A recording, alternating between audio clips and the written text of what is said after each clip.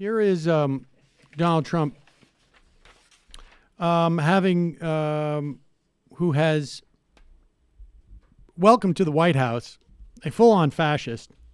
Let's listen. Go to the Fox News clip. We're going to have to get to some of these other clips tomorrow, but let's go to the Fox News clip where Bolsonaro, who has had no bones of being virulently anti-LGBT, right? I mean, like, I don't even know everything. But I mean, if you want to go on the list, yes, I'd prefer my son be dead than gay is a sample quote. Right.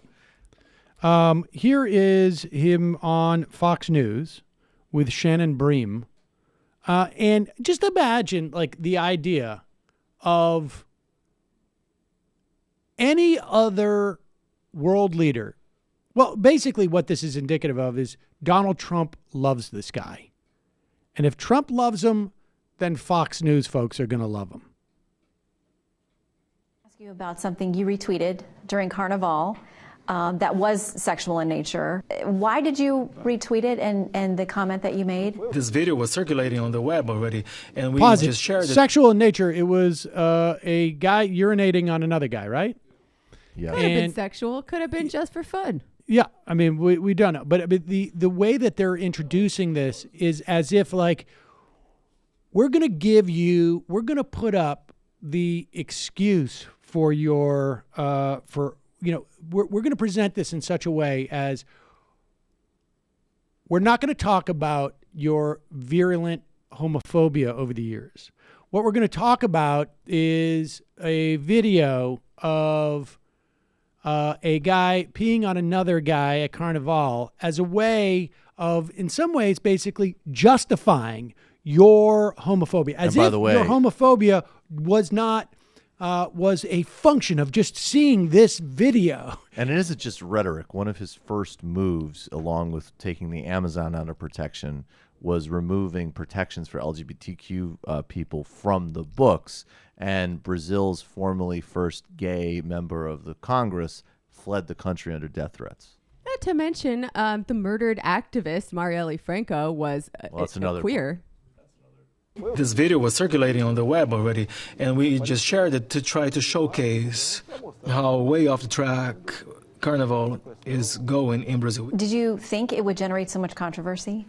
Well, not really. I have always acted that way. Also, one of the things that got me elected as president was my sense of respect to families, principles, traditions, and customs. And of course, respect towards our culture, as well as our religion. I am a Christian. I cannot become president, totally change my way of living and doing things, which happens to be very common in the political circles. Yes, let me nod my head. I mean, so this is the way that the right is very good at whitewashing this stuff. They will bring up a controversial topic and they will just be so satisfied with the response.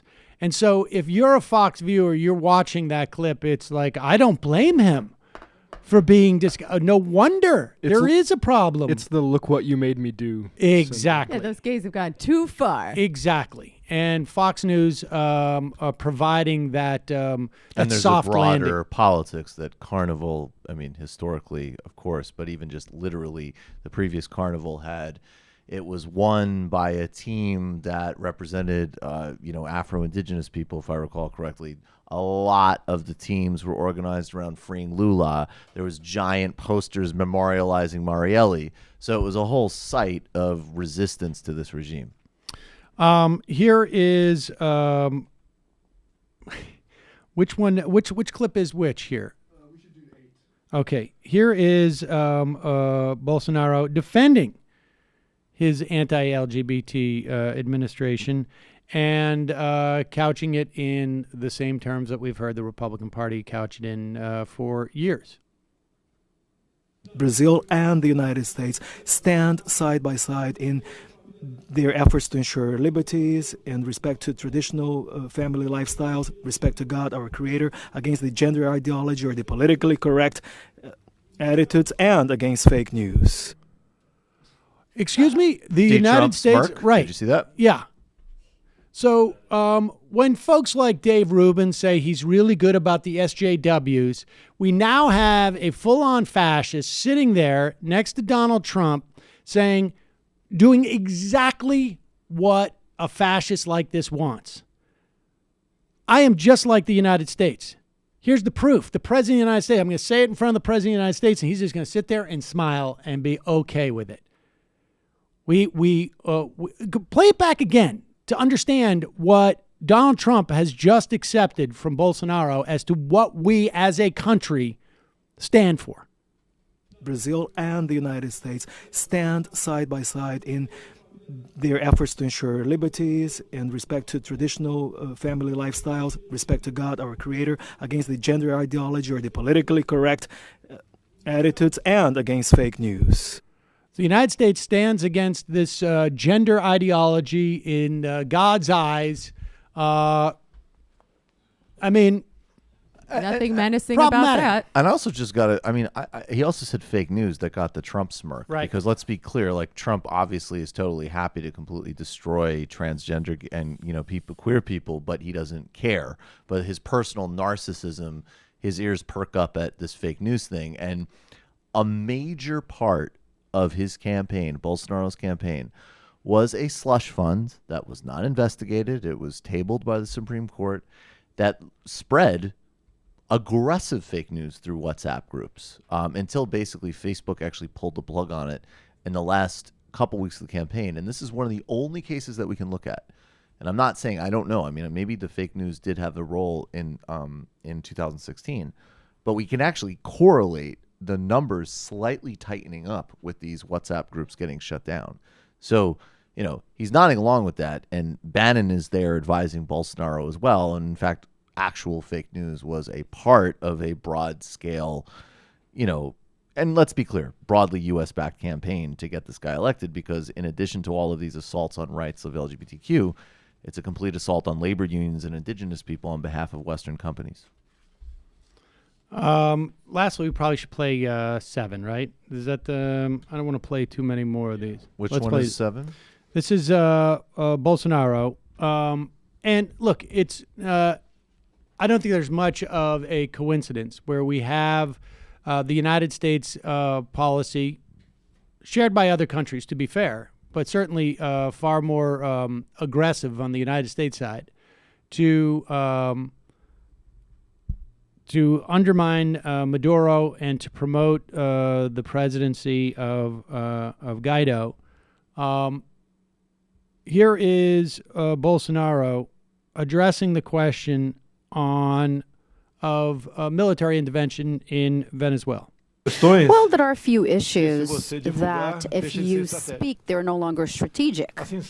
Therefore, these reserved issues, which may be discussed if they have not yet, will not become public, evidently.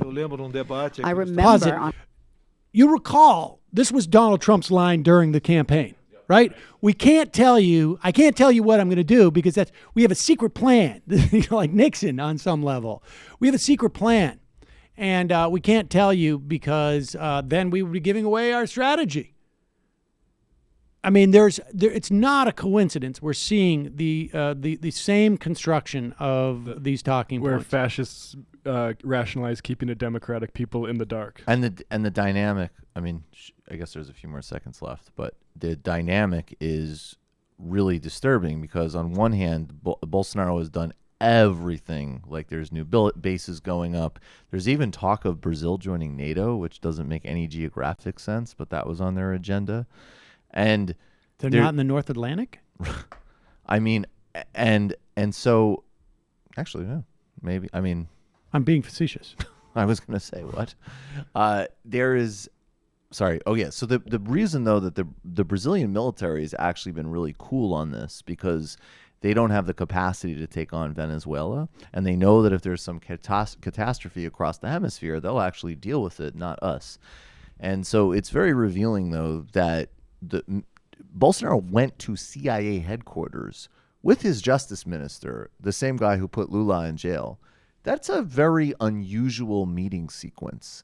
And the reporting that I've seen is definitely like one of those kind of splits of the military and, you know, the vice president and other horrible figures from a domestic point of view who are mainly willing to be totally subservient to the United States, they see the immense logistical challenges of doing something in Venezuela. Bolsonaro, who is an idiot and has like an astrology fascist advisor in Virginia, look that guy up. He's interested in, you know, basically doing whatever it takes to please Trump specifically. I don't even think just the United States. Continue. Will not become public, evidently.